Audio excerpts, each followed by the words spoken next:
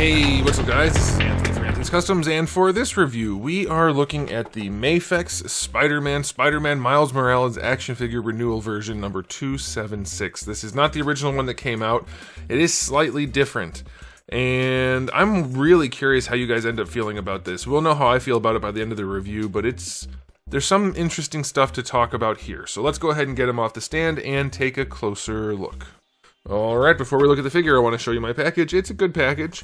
Not bad at all. It does remind me of the Spider-Verse packaging somewhat, though. I don't know why, but these dots right here make me think Spider-Verse. This is not a Spider-Verse figure. This is a comic figure, which is one of the things we really need to talk about here. It doesn't look like a comic figure, but it does, but kind of doesn't. We're going to talk about it. It's an interesting thing. I love the back of the box on the Mafex figures. They always have some nice things going on. And then the sides are whatever. But yeah, it's a good package. Can't complain. Alright, so this guy is in stock at Big Bad Toy Store right now. If you want to get one, I'll have a link in the description below. He stands roughly 15.5 centimeters to the top of the noggin. That's going to be about 6 1/8 inches. Here he is up against Darwin. Kind of in scale, but also not. So here's the thing. It's my understanding that this version of him is from, I think, one of the Gwenpool comics, and they're trying to recreate that. And with this renewal version, they made his chest really broad, or at least his shoulders really broad, and his head a tiny peanut. And so here's the thing. Generally speaking, you want to aim for a smaller head and broader chest, a big V shape for your comic characters, and this is kind of right. I think they went too far. That's the thing. To me, this looks like a Spider-Verse figure almost. He's got a tiny head. His head is so small. If you just look at certain spots, it might be okay, but the overall build of the figure is definitely a weird mix of stylization. And sometimes, like from the side, the head doesn't look too big, too small, but from the front, it does. And I can guarantee you that after you put this head on, that head will look too small because the unmasked head is actually bigger than the masked head. So it's a strange thing, and it's not hyper accurate to the source anyway. So I'm very curious what you guys think about this. Do you like the exaggeration? Because for me, it's still a really slender Mafex figure, but it has super broad shoulders and a tiny head, so it looks very stylized. Like too much, more like the CGI type models from Spider-Verse movies. So let me know what you guys think about that on the aesthetic front. I can definitely see it working. A lot of people are probably going to like it, and once you pose him, you may not notice those things. So it's going to come down to how well he can pose, and how good he looks while he's posed. But it's definitely a strange thing we have here. He's quite large. If I show you this guy, the shapes are definitely different, and I would argue for a comic figure, this one looks way better. The heads are so differently sized, and same thing with the chest area, the shoulders. The whole thing is just strange.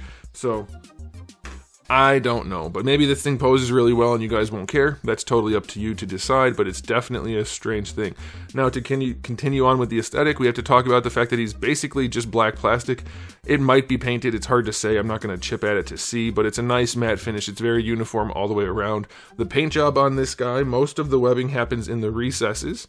I guess all the webbing does, but the red paint is clean enough. It's not the best thing ever, but it's definitely clean enough. It's going to look good enough, and I think you'll be alright with that. So yeah, it looks alright for what it is. The hands look good. I do want to ask you guys this. How do you feel about... Mafex does this, I think, on all their Spider-Man figures. That little bit of mask, that little notch under the chin. I hate it. To me, it throws off the look so much. I don't understand why they do it. They haven't stopped doing it. They need to stop doing it. The chin should just go right to the neck. You shouldn't have a big lip right there under the chin. It looks weird. So there's that. But yeah, otherwise it looks decent for what it is, not counting the weird stylization. That's up to you. I will give it a 7 out of 10. It's nothing super impressive. The painting is just clean enough. And the sculpt is very soft. He's missing almost all of his muscle details. So does this match the comics? I would argue not at all. This does look like the CGI models with almost no detail. Very strange. Now, as far as accessories go, this guy does do a pretty good job. You have the two different masked heads. I like the squinty eyes one a lot. That's pretty cool looking. Then you get the unmasked head, which... Now, here's the other thing. Mafex does have a very stylized look for the human heads. This looks more stylized than normal. It looks like the movies again, and not the comics. It looks good though, so I'll give him that. And you do get the mask for him to hold. That's pretty well done. You get the usual spread of hands, plenty of stuff there, including magnetic hands and feet, so that's pretty good. You get the usual spread of webbing as well, plus one extra one that has a triangle for his foot, I assume, and a loop at the top to hang on a pin or something. So you can actually have him hanging from his web without doing anything major other than like connecting it to your shelf. But that's pretty good. I like that. And then you get the display stand also. So it's basically everything you need. I think more companies need to include, especially the high-end companies, the display stands. I love that Mafex does that, and those are pretty decent. So good accessories, I'll go 9 out of 10. A couple effect parts wouldn't hurt for Miles, but I think that is all right. Now, posability. Can this guy hack it? Can he get it done with his super slender yet oddly shaped body? I think he'll be able to, but let's see. Ball pegs in the head and neck. He can look up nicely. He can look down pretty well, leaning all the way around. Yeah, leaning to the side isn't the best, but it's certainly enough. So yes, that will work just fine. And then for the shoulders, we have the usual Mafex shoulders, which do work quite nicely. They bring them around the chest there, going up to the side. You don't get a ton of range going up like that. I would have expected it to go a little bit higher. So these may not be the best example of Mafex shoulders, but they seem decent so far. We're going to get our full rotation that way, of course. And then, yeah, they're probably not the best ones, but they do work. You can go backward, so that's good. I think they're good. They may not be as good as like Nightwing, but they will get the job done. I feel like the Nightwing ones went up and down, and these ones don't. They just rotate. But it will work. It will suffice, and of course you just rotate the arm like that, and you get pretty good range out of it. Yeah, that's nice. That's pretty good. I like it. All right. Bicep swivel on this guy is going to bicep swivel. That's fine. Double jointed elbow. Could be a little tighter, but that's a pretty realistic bend, plus a little, so that's fine. Wrists are on ball hinges as usual. They probably swap or pop off too easily. Yeah, the hands do pop off too easily, as is normally the case. Now, he does have, I'm assuming this is the old diaphragm and this is the new torso, because I never bought the original, but that's what it seems like, because it does have quite a gap in there, and it does allow for the double ball peg to really do some work in the shifting department, but doesn't lean all that far forward. If we're not using the bottom, we'll get to the bottom. He doesn't lean all that far forward. He does lean really far back, a lot, but then you get a huge gap, so you have to shift that back down, and then it's less of a lean. So it's not really the best range considering the gapping and the shape. To the side, it's also not particularly good. Of course, you'll get your rotation, but let's see how the lower joint works in conjunction. Oh, it doesn't really go back that much extra. Okay, so it'll work, but it's not... We've definitely seen better from Mafex. Yeah, and the gapping in the upper is weird. So it does work, but you're going to have to play with it to, no pun intended, to make it look nice. It'll work though. It's functional enough, but definitely a strange thing. Sometimes they do really big diapers. This time they did a really big gap up here. Very strange.